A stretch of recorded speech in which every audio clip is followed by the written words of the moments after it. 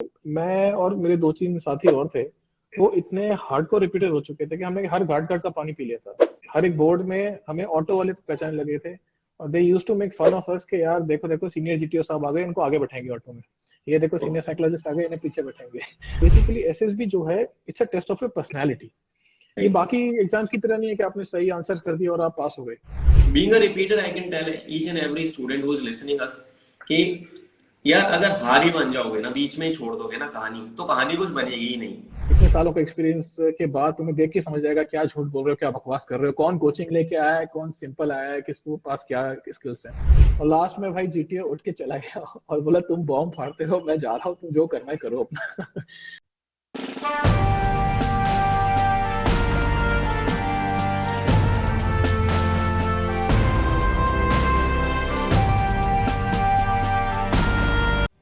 Students, जय हिंद। और मेरा नाम है Shivam Saraswat and I am the founder of defence exam mastery. Defence exam mastery एक ऐसा प्लेटफॉर्म है जहाँ पे आपको एनडीए, सीडीएस, एफकेट, टेरिटोरियल आर्मी और एसएसबी इंटरव्यू की तैयारी कराई जाती है with 101 mentorship and personal hand holding support. हमारी टीम में मल्टीपल ईयर एक्सपीरियंस वाले फैकल्टीज एंड ट्रेनर्स हैं जो आपको गाइड करेंगे till the time you join the academy.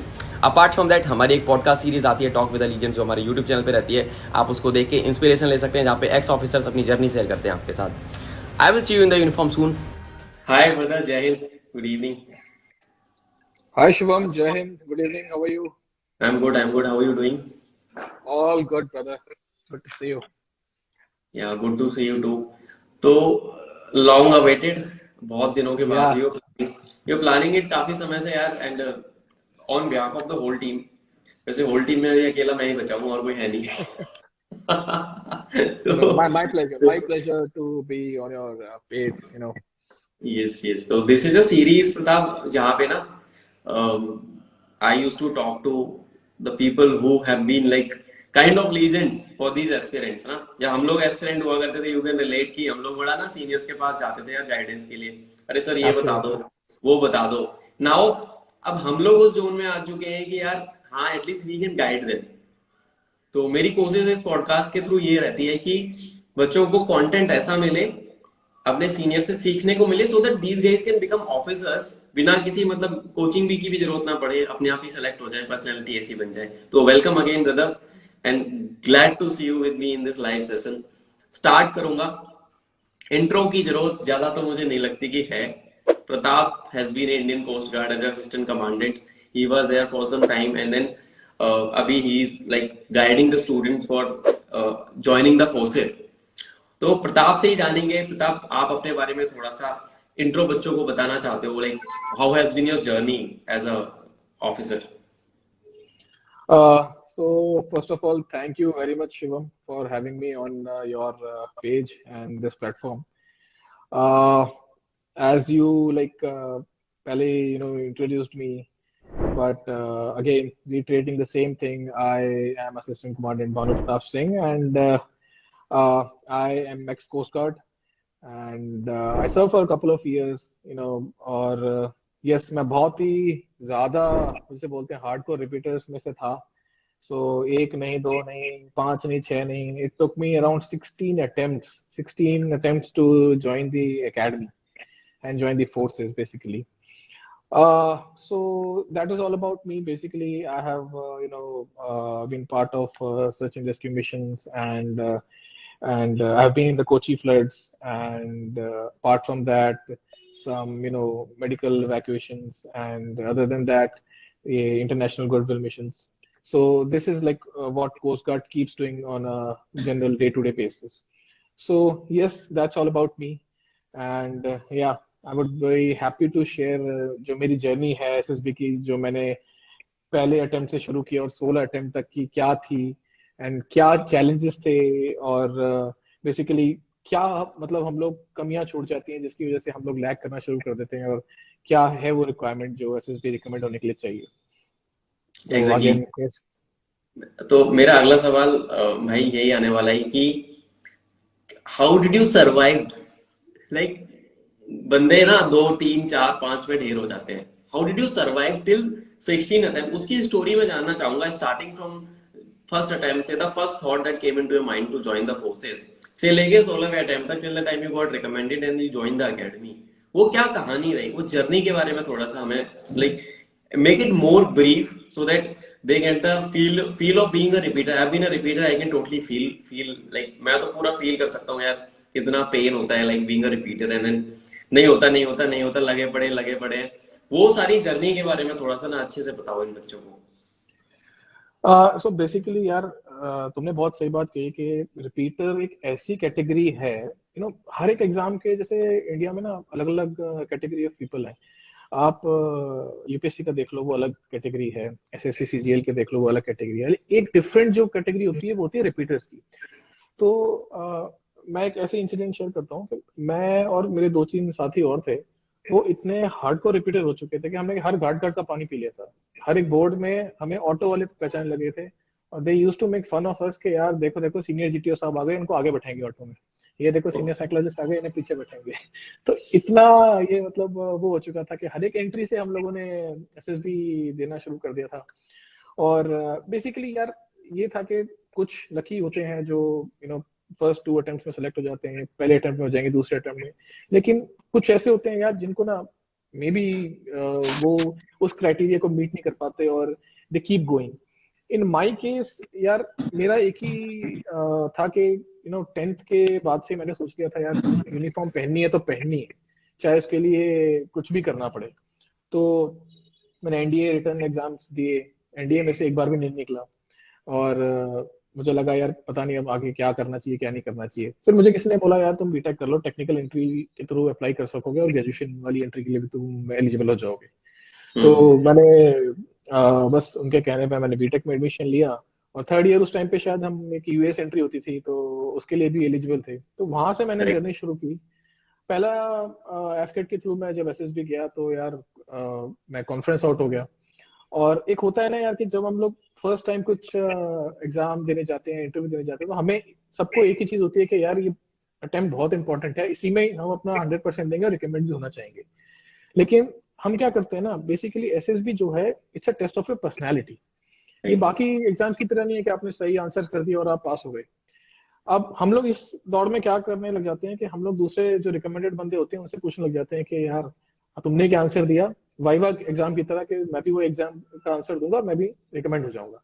और यहीं पे हम सबसे बड़ी मार खाते हैं। तो ये चीज है, किसी किसी को यार ये हो सकता है 2 अटेम्प्ट में समझ आ जाए, किसी किसी को 3 अटेम्प्ट में समझ आ जाए, किसी को इंट्रोस्पेक्शन में टाइम लगता है। जैसे मेरे केस में था, मुझे हो सकता है इंट्रोस्पेक्शन में और टाइम लगा, that is why it took around 16 attempts. But yes, last attempt था मेरा। और मैंने सोच रखा था यार इस बार आर्या पार की लड़ाई है, हुआ तो हुआ, नहीं हुआ तो फिर अपनी किस्मत। But I gave my best and I think God's grace और लक, कुछ भी कहो, सब कुछ मिला के, हार्ड वर्क मिला के I got recommended and join the forces. ये तो इंडीड अन अमेजिंग जर्नी भाई, मतलब I can see this from still I can feel that like हम या लोग जब रिपीटर होते हैं ना and then I have been in like Allahabad board, मुझे अभी भी याद है there was a friend of mine Jay, वो 12वीं या 13वें अटेम्प्ट था उसका, he was working with TCS CGL की तैयारी करता था वो साइड में। एंड देन वो बंदा डेडिकेटेड था तगड़ा, जैसे तुम हो 16th में हुए, या वो 11th में था। और I saw him crying. I saw him totally going numb when chess number was called ना। तो वो मैं उस मोमेंट पे भी आ रहा हूँ कि जब 16th अटेम्प्ट था, है ना, और जब चेस नंबर बोला गया लाइक एंड देन वो फीलिंग कैसी थी, what went through your mind उस टाइम पे, उस मोमेंट में क्या दिमाग में चली पिक्चर, वो थोड़ा सा मैं जानना चाहूंगा। यार जब आप हार्ड कोड रिपीटर्स हो जाते हो तो आप एक एक आपने ना बेशर्मी आ जाती है कि जो हम्म। पहले अटेम्प्ट में जो नर्वसनेस होती है ना कि यार अंदर से जो दिल एकदम बाहर को निकलने वाला, ऐसा हो जाती है फीलिंग। पर जब आप नंबर ऑफ अटेम्प्ट्स आपके बढ़ते जाते हैं तो होता है कि यार ठीक है, रिजल्ट जो भी हो वी विल एक्सेप्ट इट। तो यही था। और एक मतलब जब एक कैंडिडेट एसएसबी की तैयारी करता है, फौज में जाने की तैयारी करता है स्पेशली, तो यार वो ना एक सपना देखता है यूनिफॉर्म में होने का, खुद को पासिंग आउट परेड में लाइक होने का, पेरेंट्स को प्राउड करने का। और उस सपने को ना उसके पेरेंट्स भी देखते हैं साथ में।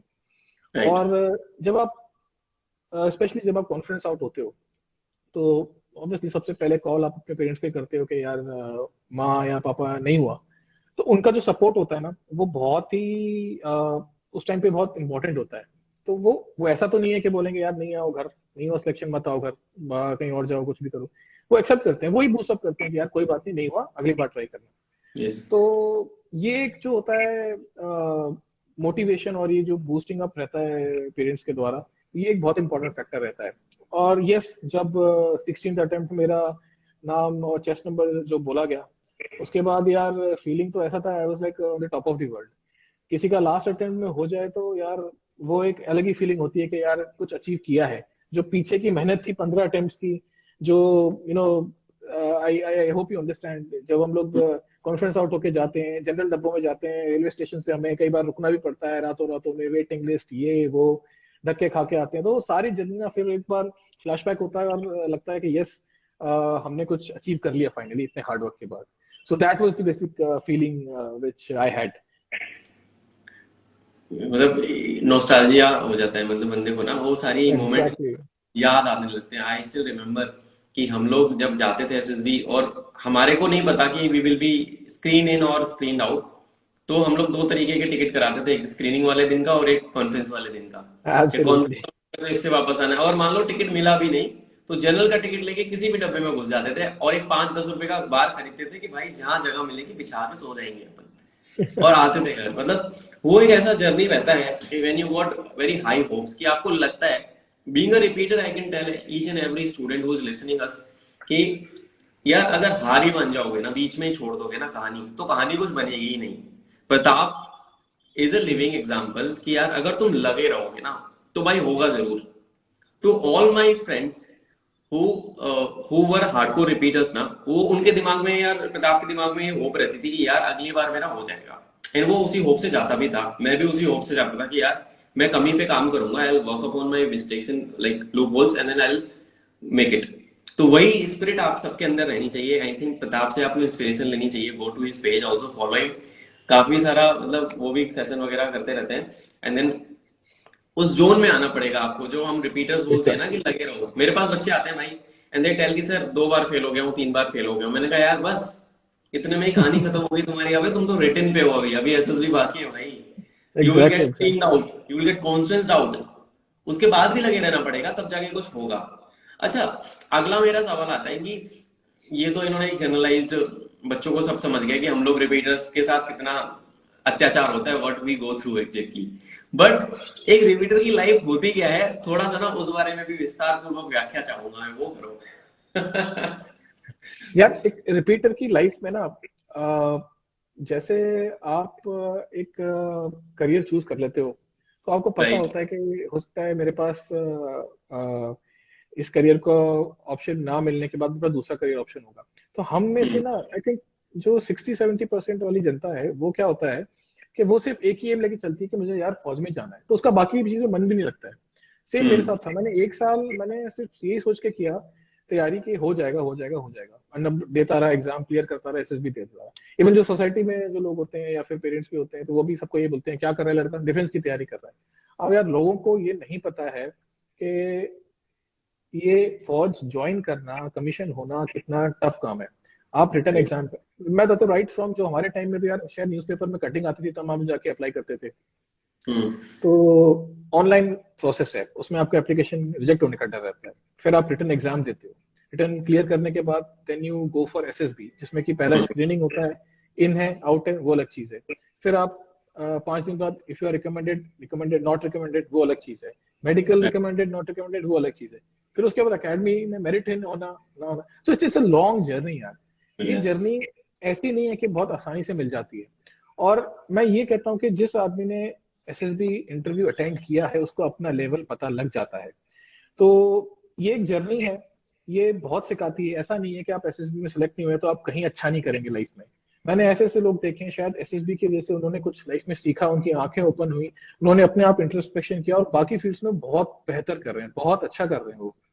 तो आई थिंक रिपीटर्स एक ऐसी ब्रीड होती है जिसमें कॉन्फिडेंस लेवल काफी अच्छा लेवल का आ जाता है एक टाइम के बाद। सो वो बाकी फिर उसको लग जाता है पता कि हाँ मुझे भीड़ में सर्वाइव करने के लिए क्या करना है, मुझे क्या स्किल्स डेवलप करने हैं, और मैं आगे कैसे प्रोग्रेस कर सकता हूँ लाइफ में। सो ये राइट। रिपीटर का एक जर्नी होती है। Exactly, and I can like, I would like to add few points in this कि अगर मैं अगर आज अपनी लाइफ को मैंने look back in my life journey, मैं बहुत ऐसा बच्चा था, बहुत ज्यादा मतलब साई काइंड था, ज्यादा आउटस्पोकन नहीं था। एंड अगर मैं एसएसबी नहीं देता तो शायद ना तो ये प्लेटफॉर्म होता, ना हम दोनों आज बैठे होते, ना मैं जो एब्सोल्युटली। लाइफ में कर पाया in professionally in my career also, I would have been at that level. तो जो एसएसबी से कॉन्फिडेंस आया ना मेरे को मेरी रियल लेवल जो पता लगा ना, उस पर मैंने फिर काम किया ना, चीजें होती चली गई। I became more mature, more understanding, more practical in life, कि हाँ यार भाई कमी तो तुम्हारे अंदर है, तुमको काम तो करना पड़ेगा। Survival of the fittest is the key in life. आप अगर काम नहीं करोगे तो आपकी कहानी खत्म है फिर। तो ये चीजें एसएसबी आप सिखा, बीइंग अ रिपीटर आप ये चीज सीख जाते हो over a period of time. तो एग्जैक्टली एग्जैक्टली। यस, तो ये चीजें तो है।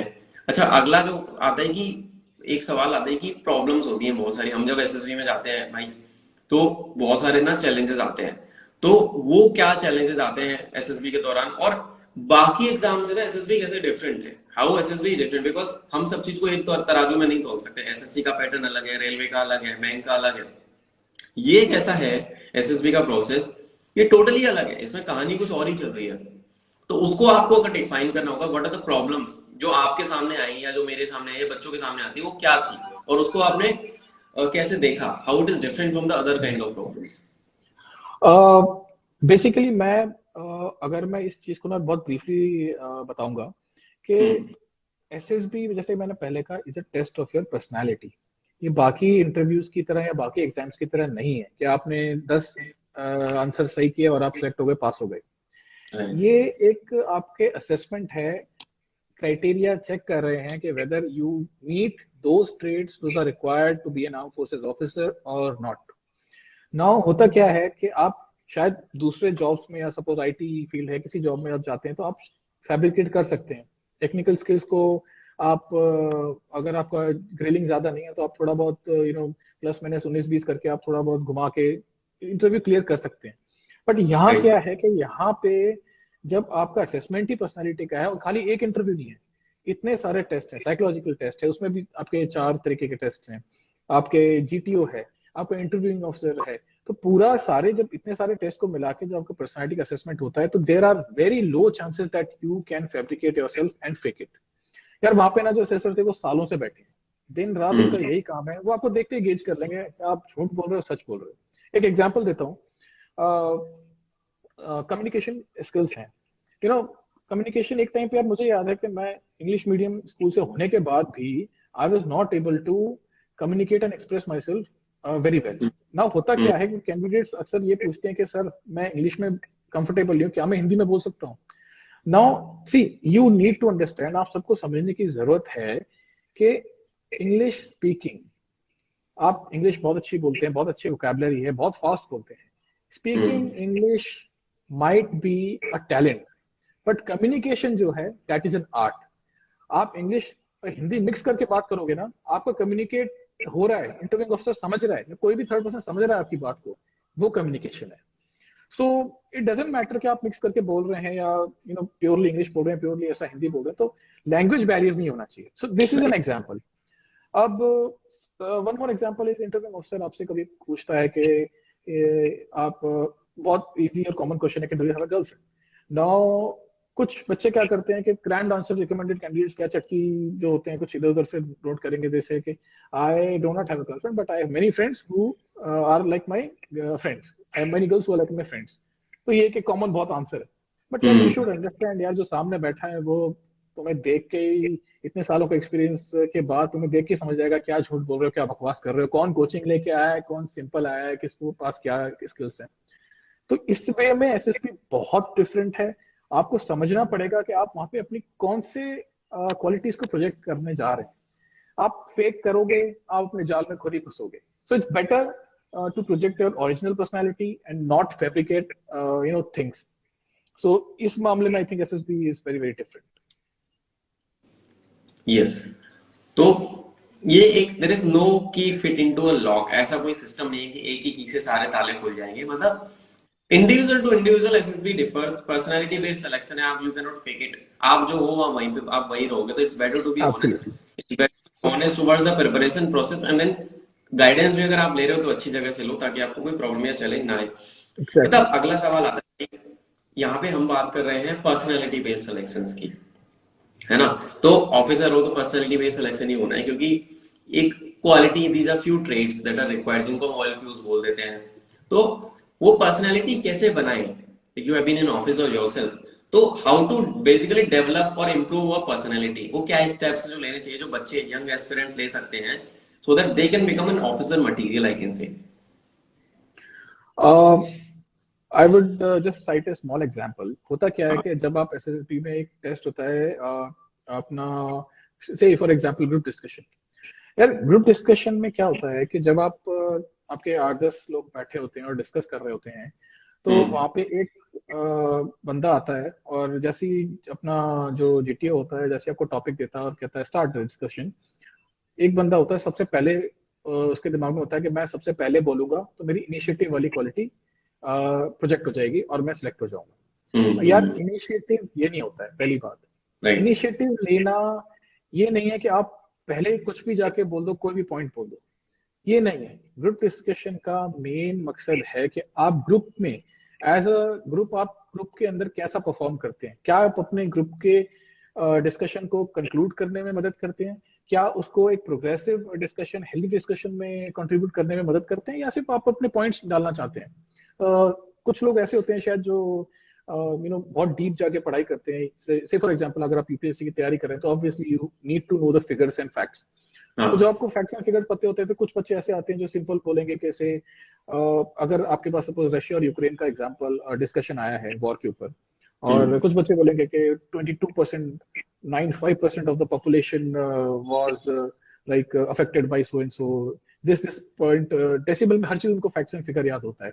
बट माय फ्रेंड, जीडी में आप खुद सोचिए, they are checking what are your views, आपका नजरिया क्या है, प्रोज एंड कॉन्स क्या है रशिया और यूक्रेन के वॉर के, आप क्या सोचते हैं, आप क्या सोचते हैं कि क्या सही है क्या गलत है, क्या इंडिया को स्टैंड लेना चाहिए क्या नहीं लेना चाहिए, बाकी कंट्रीज को लेना चाहिए नहीं लेना चाहिए। So this is the thing. Basically ये क्वालिटीज हैं जो चेक होती हैं। अब अगर आप आते हैं कम्युनिकेशन स्किल्स पे, ना कम्युनिकेशन स्किल्स जैसे मैंने बोला, कम्युनिकेशन इज एन आर्ट। उसको आप अगर आप कुछ भी बोलेंगे तो नहीं चलेगा।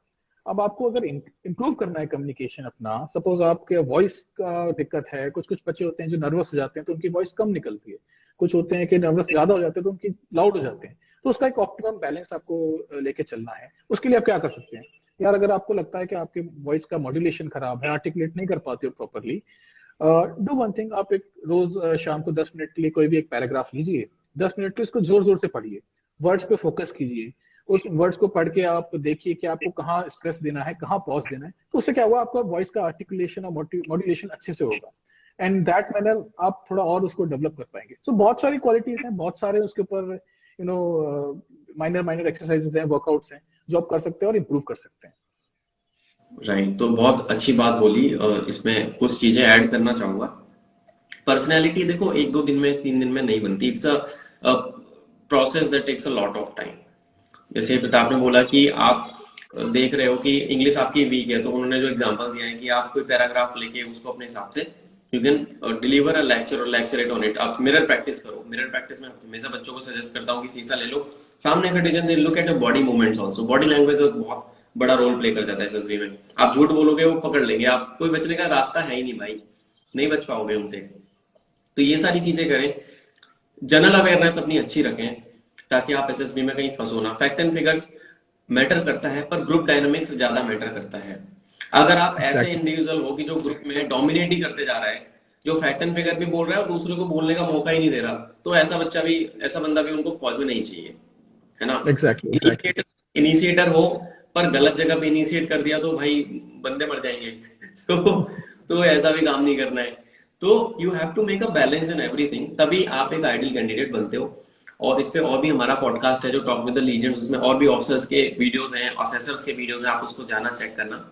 आई विल पिन इट यहाँ पे वीडियो में। अगला सवाल आता है कि आप थोड़ा सा ना डाइवर्सिफाई करते हैं कन्वर्सेशन को, और थोड़ा सा ना फन एलिमेंट इसमें मैं ऐड करना चाहूंगा भाई। अब एकेडमी गए हो, फौज में गए हो, रिपीटर रहे हो, तो बहुत मजेदार मजेदार मजेदार इंसिडेंट्स की लाइफ में हुए होंगे, फनी इंसिडेंट्स। कुछ ऐसे इंसिडेंट्स अपने बताओ जो एसएसबी में हुए, उसके बाद फिर एकेडमी लाइफ के वी विल मूव। एसएसबी में मतलब क्या यादगार ऐसा रहा ना जो आज तक नहीं भूले। यार एक बार क्या था कि I think it was 33 SSB Bhopal और सम बोर्ड। तो उसमें ना जीटीओ टास्क के लिए एक जो फ्रेशर था, तो उसमें उसको कमांड टास्क दिया गया। तो क्या होता है ना, जब आप जीटीओ टास्क परफॉर्म कर रहे होते हैं तो जीटीओ आपको मतलब उसकी कॉम्प्लेक्सिटी बढ़ाता रहता है। अगर आपने एक बार हाँ एक सॉल्व कर दिया बल्ली फट्टे से, तो उसकी कॉम्प्लेक्सिटी और बढ़ाएगा, बोलेगा ये आउट ऑफ बाउंड है, इस हटा दिया है, now you don't have the बल्ली, no you don't have the rope, ऐसे ऐसे करके बढ़ाते रहते हैं। राइट। तो उसमें एक टास्क होता है बॉम्ब टास्क, जो कि मतलब कॉमन है, सबको दिया जाता है। तो हम्म। हुआ क्या कि फ्रेशर बंदा, उसको जीटीओ ने बोला कि ऐसे ऐसे बात है और ये बॉम्ब अब फटने वाला है, और ये इसको किसी भी तरह से तुम बचाओ, इस टास्क को कंप्लीट करो। अब वो बंदा यार इतना मतलब उसको पता नहीं क्या जोश आया कि वो बंदा सिंपल, उसको जैसे ही बोला कि बॉम्ब ये फटने वाला है, तो वो जीटीओ की कुर्सी के पीछे जाके छुप गया और चिल्लाने लगा जोर जोर से, bomb bomb bomb, save your self, जाके जीटीओ के पीछे ही छुप गया कुर्सी के। और बाकी जो उसके जो कमांड टास्क वाले बंदे थे वो हंस रहे हैं जोर से, क्या कर रहा है, क्या कर रहा है। और लास्ट में भाई जीटीओ उठ के चला गया और बोला तुम बॉम्ब फाड़ते रहो, मैं जा रहा हूँ, तुम जो करना है करो अपना। तो this is like one of the funny incidents जो एसएसबी में चलता रहता था। तो ये मुझे अभी तक याद है। और अकेडमी में यार, अकेडमी के तो किस्से like it's life time memories, I mean life time coursemates you make. तो अकेडमी में यही है कि जैसे आप जब पहली जब रिपोर्टिंग करते हो फर्स्ट डे, तो जैसे ही आप जाते हो तो बस से अकेडमी में जैसे ही उतरते हो सामान वामान लेके, तो सबसे पहला टास्क होता है डॉक्यूमेंटेशन का। ना डॉक्यूमेंटेशन का स्टेशन से लेके जब आप आते हो तो आपको रहता है चेहरा याद, जो लंबी लंबी जुल्फे वाले, हम जाते हैं बड़े स्टाइलिश हेयर लेके के, यार बगल में बैठा है ये, इसको मैं जानता हूँ, ये बैठा है इसको जानता हूँ। जैसे ही आप जाते हो अकेडमी, आपका डॉक्यूमेंटेशन प्रोसेस स्टार्ट होता है, फॉर्मल्स में आप होते हो ज्यादातर, और आपको कुछ नहीं किया जाता, सीधे आपको बार्बर शॉप में भेज के आपके बाल बिल्कुल जीरो कट कर दिया जाता है। तो ऐसे ही जैसे मुझे भेजा गया, तो मैंने बाहर अपने डॉक्यूमेंट्स, अपने एक जो मेरे साथ बैठ के आया था उसको मैंने अपने डॉक्यूमेंट्स पकड़ा रखे थे। मैंने कहा आता हूँ यार। मैं अंदर गया, और मतलब ये थोड़ा शायद ज्यादा टाइम लगा, कुछ मशीन मशीन की खराबी थी। अंदर जाके जैसे ही मैं कुछ टाइम बाद आया बाहर, तो देखा कि यार सारे ही गंजे हो गए, जितने आए थे सब गंजे गंजे घूम रहे हैं। और गंजे होने का, सबकी शक्ल एक जैसी लग रही है, कोई मतलब किसी को पहचान ही नहीं पा रहा है किसके पास डॉक्यूमेंट है क्या है। तो बाद में जाके जब कहीं ध्यान से देखा, जो सामान वामान लेने वापस जा रहे थे हम अपने स्क्वाड्रंस की तरफ, तब जाके देखा, अरे यार यही तो था जो साथ में बैठा हुआ था। मैंने कहा, पूछा भाई मेरे डॉक्यूमेंट तुम्हारे पास ही है क्या? फिर जाके डॉक्यूमेंट्स मिले, and then we just proceeded for the day. So like बहुत किस्से हैं एकेडमी के, like it's a long long, it can be entire one session जो अगर फनी किस्से लेके बैठे तो। So like lifetime memories of SSB and academy, I would say. Exactly तो इस पे करेंगे, सेपरेट सेशन करेंगे कि इंडियन कोस्ट गार्ड के ट्रेनिंग के किस्से कर लेंगे इस पे एक सेशन। Absolutely, absolutely. बिल्कुल भाई। तो इंडीड यार it was a good session, मतलब पुरानी यादें ताजा हो जाती हैं भाई, बिल्कुल मतलब इट वाज लाइक कि कल की ही बात है, हम लोग एसएसबी जाते थे। मैं एक इसमें Absolutely. अपना एक किस्सा जो जीटीओ वाला है उससे मुझे भी याद आ गया। एक हमारे यहाँ पे सरदार जी थे, मतलब हाँ, जीटीओ का था, इलाहाबाद 11 एसएसबी था, और बॉम्ब टास्क था, और सेम बॉम्ब टास्क था, वो मिलता है मेजरली, वो बच्चों को मिलता ही मिलता है। मिलता ही है। कभी कभी क्या होता है, उसको एक एक ऑब्स्टिकल होता है जो बीच में होता है, उसको बाहर लाना होता है ना, सबऑर्डिनेट के साथ मिलके, वो भी मिलता है। Yeah, yeah. तो हमारे यहाँ पे उस बंदे ने क्या करा, what did that guy do, कि वो भाई बंदा कुछ नहीं देखा उसने, ना सबऑर्डिनेट की हेल्प नहीं, उसने सीधा बम पे कूद गया। उसने बोला जय भारत माता, और सीधे जंप। भाई उस टाइम पे जो हाल हो रहा था, मतलब अभी पर हम साइड में बैठे होते हैं सारे बंदे, और दिख तो रहा होता है, थोड़ा थोड़ा झांक झांक के देख रहे होते हैं कि Exactly. क्या हो क्या रहा है, कर क्या रहा है। एंड देन वहां पे जीटीओ सर का चश्मा नीचे हुआ, ही वाज लाफिंग इतना अच्छे से, वो मुस्कुरा रहे थे, उनको हंसी आ रही होगी, वो बेचारे रोक के बैठे हुए थे। यार एंड देन ये वो अलग अलग। में रात को वो बोल रहा था कि यार मेरे को कमांड टास्क में बोला बम है, बंदे मर जाएंगे, बचाओ सबको। मैं कूद गया उस पे यार, क्या करता। और हम भी पागल हंसते हंसते, मतलब ऐसे ऐसे बंदे आते हैं, you got to see a lot of funny funny elements over Exactly, there. exactly. और यार कुछ वही। कुछ ऐसी यादें भी होती हैं कि लाइक आई स्टिल रिमेम्बर, मेरा बर्थडे था एंड नेक्स्ट डे कॉन्फ्रेंस थी, and there was a friend of mine, he is no more now, he got martyred in a service incident, Anurag. तो उसने बर्थडे का केक बनाया था, ब्रेड पकोड़े होते थे, ब्रेड पकोड़े जोड़ जोड़ के बेचारों ने मतलब केक बनाया था। लाइक कभी वो चीजें याद आती हैं तो रोना आ जाता है, मतलब ऐसे कोई दिन थे कि वो दोस्त थे हमारे, we were dance like crazy in Allahabad, वो टीवी वीवी चला के डांस रहे थे भाई, अलग ही लेवल पे होता था सीन। एंड बहुत अच्छी अच्छी मेमोरीज लेके आप लाइफ में आगे बढ़ते हैं। एंड देन सबसे बड़ी एग्जैक्टली। बात बच्चों को मैं बताना चाहूंगा कि why you must go to services selection board interview once in your life, because you got to know your real self।